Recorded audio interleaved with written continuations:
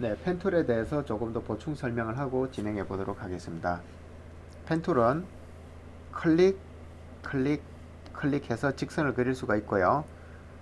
클릭 앤 드래그해서 잡아 끄는 것만큼의 곡선을 그릴 수도 있습니다. 클릭 앤 드래그, 클릭 앤 드래그. 그리고 앞 시간에 했던 것처럼 기존의 선분 위에 커서가 갔을 때는 새로운 포인트를 추가할 수 있고요. 컨트롤 키를 가지고 이동할 수도 있네요. 그리고 기존의 포인트 위에 커서를 올려서 다시 제거할 수도 있습니다. 자, 그러면 만화 그림체에서 머리카락을 그릴 때도 이런 펜툴을 쓸 수가 있는데요. 비슷하게 한번 해보도록 하겠습니다. 클릭, 드래그. 자, Alt 키를 눌러서 클릭하게 되면 마지막으로 뻗어나가는 핸들이 잘리면서 곡률이 이렇게 잘리게 됩니다. Alt 클릭. 핸들 하나가 잘리죠? 클릭 앤 드래그, Alt 클릭. 클릭 앤 드래그, Alt 클릭. 클릭 앤 드래그, Alt 클릭. 클릭 앤 드래그, Alt 클릭. 자, 머리카락 모양을 마감하려면 이렇게 해서 처음 출발 위치로 돌아와서 여기에 어떤 색칠을 하든지 해야겠네요. 그죠? 그래서 만화 같은 데서 머리카락을 표현할 때 이렇게 할 수가 있고요. 그리고 지금 여러분이 보시는 이 펜툴을 이용한 드로잉 방법을 벡터 그래픽이라고 하는데요. 약간 포토샵이 좀 오류가 있어요. 지금 다른 툴로 넘어가는데도 동작이 잘 되지가 않고 그렇네요. 단축키 키보드 M 역시 적용이 안 되네요. ESCM 됐습니다. 패스 툴은 약간 문제가 있네요. 포토샵이 버전마다 사소한 문제들이 있는데 지금 2018 버전에서는 펜툴에 좀 문제가 있네요. 자, 펜툴은 그 정도로 하고 넘어가고요. 그 다음에 이제 텍스트 도구를 한번 이용해 보겠습니다. 텍스트 도구를 꾹 눌러보면 Horizontal Type Tool, Vertical Type Tool, 그 다음 아래쪽에 있는 것들은 Vertical과 Horizontal의 마스크 툴이라고 되어 있는데요. 아이콘을 보면 속이 비어 있는 것을 알 수 있죠. 그러니까 글자 모양만큼 선택을 하겠다라는 뜻인데 실제로 한번 보도록 하겠습니다. 자, 단축키는 키보드 T로 접근할 수 있겠네요. 그러면 혹시 다른 툴에 있다가 이렇게 M 모드에 있다가 마키 T를 누르게 되면 키보드 T.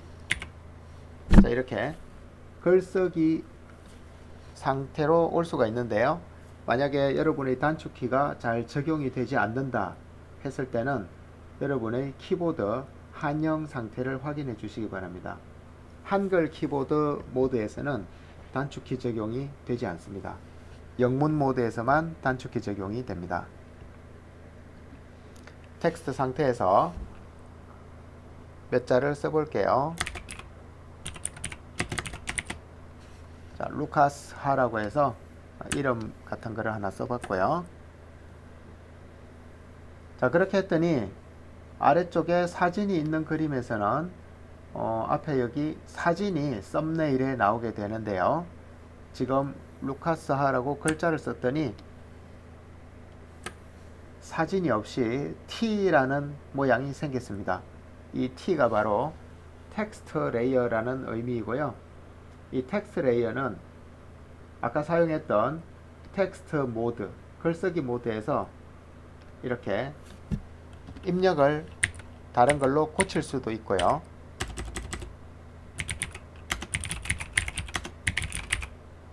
그래서 일반적인 문서 편집기 같은 역할을 할 수 있을 상태에서는 T가 여기에 있습니다. 자, 그러면 그 아래쪽에 있는 T는 뭘까요? 자, horizontal 수평 글쓰기였는데요. 수평 글쓰기를 잠시 버리고 다시 T 그리고 Shift T 자, Shift T를 했더니 T자 왼쪽에 아래쪽으로 된 화살표가 생겼습니다. 세로 쓰기가 되는 건데요. 여기에다가 아까처럼 루카스 하라고 했더니 세로 글쓰기가 되네요. 그죠?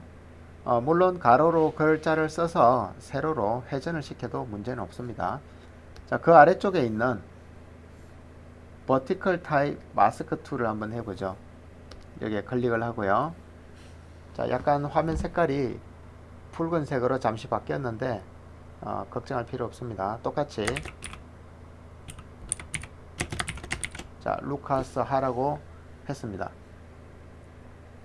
자, 이 글쓰기 이 모드는 지금 선택 도구로 빠져나왔더니 이 글자 영역이 선택이 됐네요. 특정 영역이 선택이 되어 있을 때는 거기 색칠을 할 수 있거나 이런 여지가 생기는 거죠. 자, 근데 여기에 지금 브러쉬 모드로 B. 자, 붓으로 여기 색칠하고 싶은데 색칠이 안 되네요. 그 이유에 대해서 설명을 하도록 하겠습니다. 자, 우선 화면을 다시 깨끗하게 정리를 했고요. 현재 도구 상자의 모드는 글쓰기 모드인데 테두리가 점선으로 되어 있는 것을 알 수 있습니다. 그래서 글 쓴 영역을 선택한다는 뜻인데요. 화면에 클릭을 하면 아까처럼 이걸 무슨 색이죠? 약간 핑크색의 바탕으로 임시로 변한 건데요. 말 그대로 임시로 변했으니까 걱정하지 않아도 되겠습니다. 자, 무슨 글자를 써볼까요?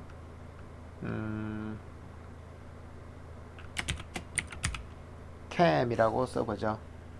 자, 글자의 크기를 조금 키워서 한번 해보겠습니다. 현재 옵션 바에서 48로 되어 있는데요. 72까지 할 수가 있네요. 72.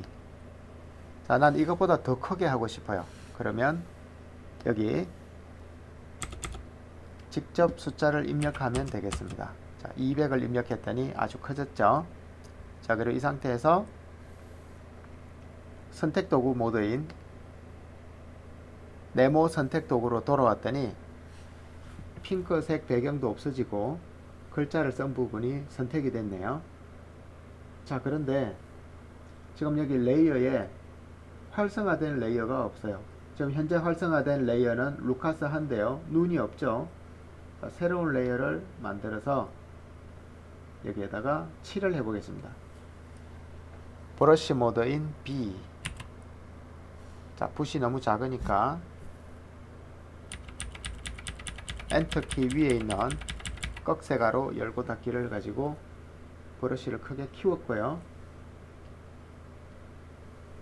초록색을 이렇게 칠해보면 칠이 되는 걸 알 수 있습니다. 다른 색도 브러쉬를 좀 줄여서 자, 이렇게 칠이 됩니다.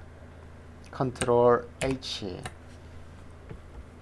선택 경계선을 잠시 안 보이게 가려두는 기능이고요. 다시 컨트롤 H를 누르게 되면 선택 경계선이 다시 보이게 됩니다. 자, 현재 여기서 여러분이 알아야 될 것은 아래쪽에 있는 레이어인 루카스하, 여기에는 앞에 T자가 있죠. 자, 여기에는 우리가 임의로 아무 색이나 칠을 할 수가 없습니다. 왜냐하면 문서 편집기 상태라고 보시면 됩니다. 그림을 그릴 수 있는 모드라기보다는 문서 편집기 모드입니다. 그래서 여기에서는 브러쉬를 선택해서 화면에 커서를 가지고 가면 이렇게 금지 표시가 나타나고요. 뭔가를 하려고 액션을 취하면 브러쉬를 사용할 수 없습니다. 해당 레이어가 히든 되어 있어 그러네요. 자, 오케이 하고 다시 이 레이어를 켜도 사실은 마찬가지입니다. 자, 이번에 나타난 메시지는 또 다른 메시지인데요.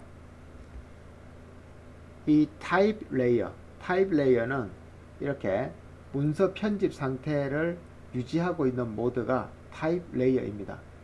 타입 레이어는 반드시 레스트라이즈드 되어야 됩니다. 레스트라이즈드는 눌러붙이기 같은 뜻인데요. 지금은 조금 이해하기가 어려울 수 있습니다. 하여튼 그 레이어의 속성이 문서 편집기 속성에서는 브러쉬를 사용할 수 없습니다. 그 뜻이고요. before 뭐뭐 하기 전에 과정을 진행하기 전에 반드시 레스터라이저 되어야 됩니다. 그것의 글자들은 더 이상 편집할 수 없게 됩니다. 레스터라이저드 타입, 레스터라이저드 타입, 이 타입이라 그러는 것은 텍스트를 타입이라고 하는데요. 이것을 레스터라이저 할까요? 눌러붙이게 할까요? 라는 뜻인데 한번 눌러붙이기를 한번 해보겠습니다. 오케이. 자, 눌러붙이기를 했더니 레이어에 T자가 없어졌고요. 그 대신 이 루카스 하라는 작은 글씨가 순수하게 그림으로 바뀐 겁니다. 이제 더 이상 아까처럼 문서 편집기 모드에서 저 루카스 하를 편집을 할 수가 없습니다. 아까는 여기 이렇게 클릭을 하면 새로 글 써야 되었었는데요. 지금은 그냥 새로운 레이어가 생길 뿐이죠. SC Ctrl Z. 자, 그래서 여기에 메모를 잠시 하고 넘어갈게요. 작은 브러쉬를 좀 줄인 다음에, 자, 일단은 여러분들 보기 헷갈리니까 이 부분을 깨끗하게 지우고 여기에다가 쓰겠습니다. 자, 레이어. 이렇게 생긴 레이어는 타입 레이어입니다. 자, 타입 레이어는 문서 편집 상태입니다.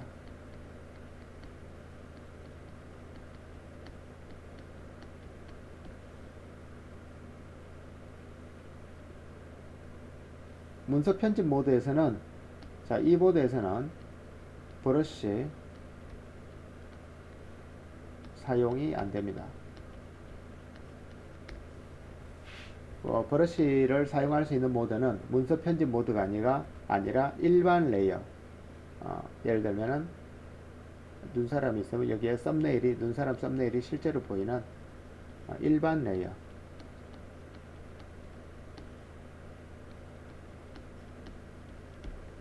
일반 레이어, 비트맵 레이어.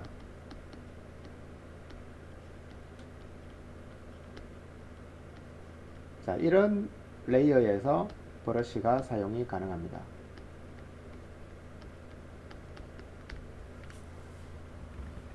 자, 그러면 여기 어떤 용어가 나왔는데요. 비트맵이라는 용어가 나왔고, 사실 이 타입 레이어는 벡터입니다. 자, 그럼 여기서 중요한 두 가지 개념이 나왔는데요. 비트맵과 벡터에 대해서 한번 알아보도록 하겠습니다. 자, 먼저 비트맵은 아까 이런 사진들, 우리가 카메라로 찍은 사진은 비트맵 이미지인데요. 아주 크게 확대를 하면 점들의 모임이라는 것을 알 수 있는데요. 화면을 엄청나게 확대해 보도록 하겠습니다. Z, 줌 키를 이용해서 확대.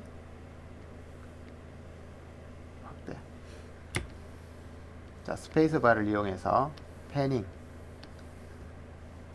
자, 지금 이렇게 보면 현재 확대 상태는 3200%까지 확대가 되어 있고요. 자세히 보니까 네모난 점들이 하나씩 있는 것을 알 수 있습니다. 이렇게 비트맵 이미지라는 것은 연속된 점들의 집합입니다. 축소를 해 볼게요. 컨트롤 마이너스. 자, 이 머리카락들이 실제로는 점들의 집합이었네요. 자, 눈 부분도 크게 확대해 볼게요. 이 네모난 점들이 보이죠? 이 점 하나하나를 픽셀이라고 합니다. 100%까지 축소한 다음에 잠시 가려두고 픽셀을 한번 기록을 해 놓을게요.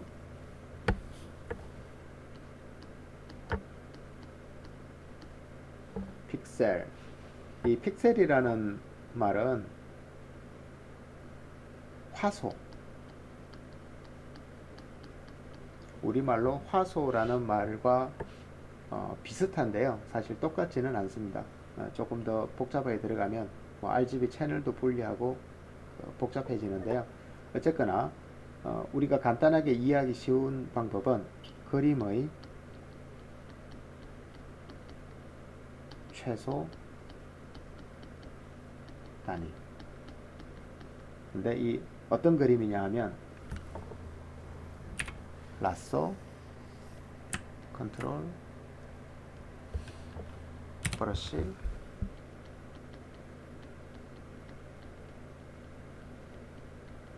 비트맵 그림의 최소 단위입니다. 그래서 점 한 개, 점 하나에 해당하는 거죠. 자, 그러면 다시 아까 이 사진을 열어놓고요. 아주 크게 확대해서 점들이 보이도록, 자, 이렇게 3200%로 확대를 했는데요. 이 점 하나하나에 그 컬러 값이 들어있는데요. 그 컬러 값을 실제로 한번 화면에 표시를 시켜 보도록 하겠습니다. 키보드 F8 누르면 인포라는 창이 나오는데요. 인포. 자, 이 그림을 RGB로 표현할 때 현재 마우스 커서가 있는 이 점은 레드 31, 그린 43, 블루 59, 저 값을 가지는 점입니다. 이 점 마우스 커서의 위치를 다른 데로 옮기게 되면 이렇게 RGB 값이 변하는 것을 보실 수가 있습니다. 그래서 비트맵 이미지는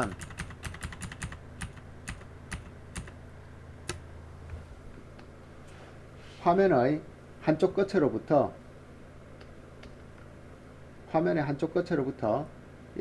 이렇게 점들의 순서를 나열해서, 자, 또 그 다음 줄, 또 그 다음 줄, 자, 이런 정보를 가지고 있는 것이 비트맵 이미지입니다.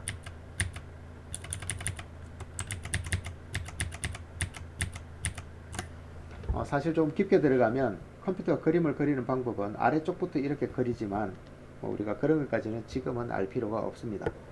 그래서 여기서 중요한 것은 뭐냐 하면 픽셀이 무엇인가, 화소고요. 화소. 이 픽셀은 비트맵 그림의 최소 단위입니다. 점 한 개를 R, G, B 값으로 표현합니다. 자, 여기까지가 기본이고요. RGB 이외에도 RGBA 또는 컬러 모드에 따라서 C, M, Y, K. 자, RGB는 레드, 그린, 블루라는 것을 추측할 수 있는데요. 이 뒤에 A라는 것은 알파라고 해서 그림의 무게값, 이 부분은 나중에 합성할 때 필요한 겁니다. 일반적으로는 사용되지 않고요. 그리고 CMYK는 인쇄에서 필요한 컬러 체계인데요. 시안, 마젠타, 옐로우, 블랙. 그래서 CMYK입니다. 대부분 이 이니셜들은 그 컬러의 앞에 글자를 따서 합니다. 시안, 마젠타, 옐로우인데 블랙은 B잖아요. 근데 왜 K를 쓰냐 하면 이 B는 일반적으로 컬러에서 블루가 먼저 선점했기 때문에 블랙은 K를 가지고 표현을 하게 됩니다. 자, 이렇게 비트맵 그림은 픽셀이라는 것으로 이루어지고 그 픽셀은 점 한 개가 가진 RGB 값을 순서대로 계속 나열한 것이 우리가 알고 있는 일반적인 JPG, PNG, TGA, TIF, 자, 이런 이미지들이 일반적으로 대표적인 비트맵입니다. 매킨토시나 유닉스에서는 이런 식으로도 표현됩니다.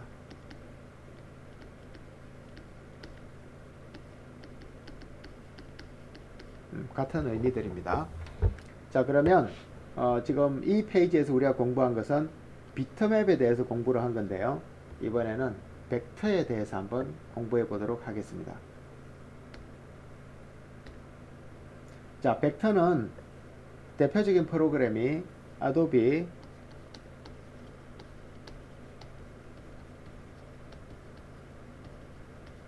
일러스트레이터라는 프로그램인데요. 일러스트레이터라는 프로그램은 이렇게 분 모양의 브러쉬가 메인이 아니고 펜이 메인이 됩니다. 펜. 아까 펜 우리 이렇게 해봤죠. 자, 위에 거랑 밑에 것의 차이점이 있는데요. 이 위에 것은 크게 확대하면 아까 점으로 보이는 게 비트맵이었죠. 가까이 가서 확대 확대 확대. 자, 이렇게 수많은 점들의 연속입니다. 자, 근데 이 아래쪽에 있는 이 벡터는 크기를 줄이나 크기를 키우나 변화가 없네요. 자, 그 이유는 왜 그러냐면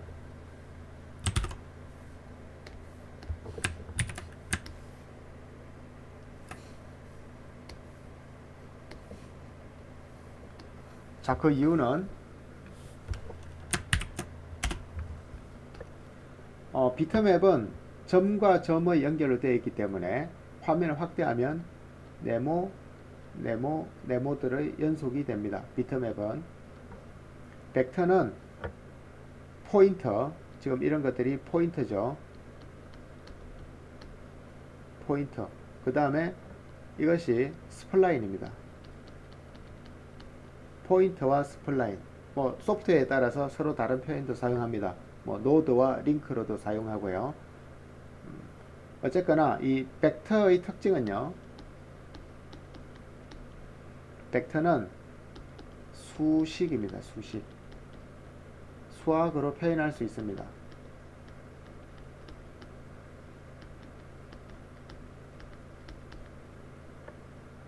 수학으로 무엇을 표현하는가? 곡률, 변환점.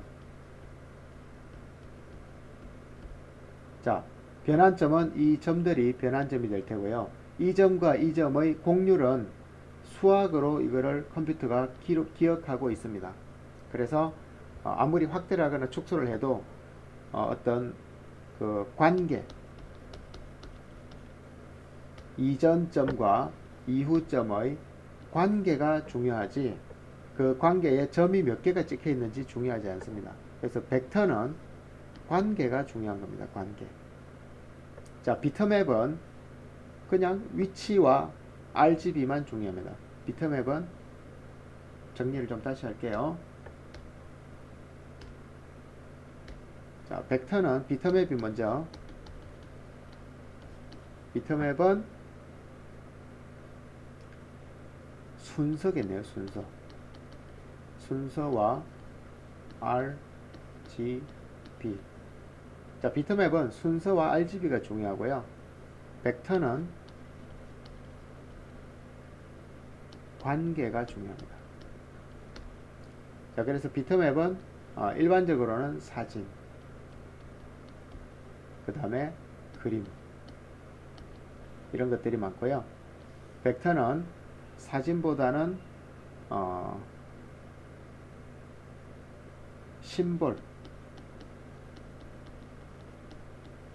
심볼이라 그러면 뭐 CI, BI, 뭐 UI 이런 것들이 있죠. CI는 Corporation Identity, 회사 상징 마커. 그 다음에 BI는 브랜드 아이덴티티. UI는 요즘 많이 사람들이 얘기하는 UI는 유저 익스피리언스인데요. 유저 인터페이스죠. UX가 유저 익스피리언스, UI는 유저 인터페이스. 지금 여기서 말하는 심볼 밑에 있는 UI는 유니버시티 아이덴티티죠. 대학 이미지 통합 계획 그런 거죠. 그래서 벡터는 이 관계가 중요하고 주로 심볼 또는 문장. 자, 문장은 그 유럽의 여러 축구하는 그 축구 팀들이 있죠. 그 팀들이 가지고 있는 마크, 팀 마크가 문장입니다. 자, 이런 것들을 할 수 있고요. 자, 그 다음에 대부분의 그 트루 타입 글꼴, TTF, 트루 타입 글꼴 이런 것들이 벡터로 이루어져 있습니다. 자, 비트맵과 벡터. 특징은 비트맵은 이미지를 크게 확대하면 점점점의 연속으로 배열이 되어 있고요. 벡터는 관계형이기 때문에 이미지를 확대하거나 축소해도 그 원래의 이미지가 유지가 됩니다. 자, 사진이나 그림인데요. 인물, 자연, 자, 이런 것들은 사진으로 표현하는 게 쉽죠. 또는 그림으로 표현하는 게 쉽죠. 자, 그 다음에 뭐 심볼, 그 다음에 도형,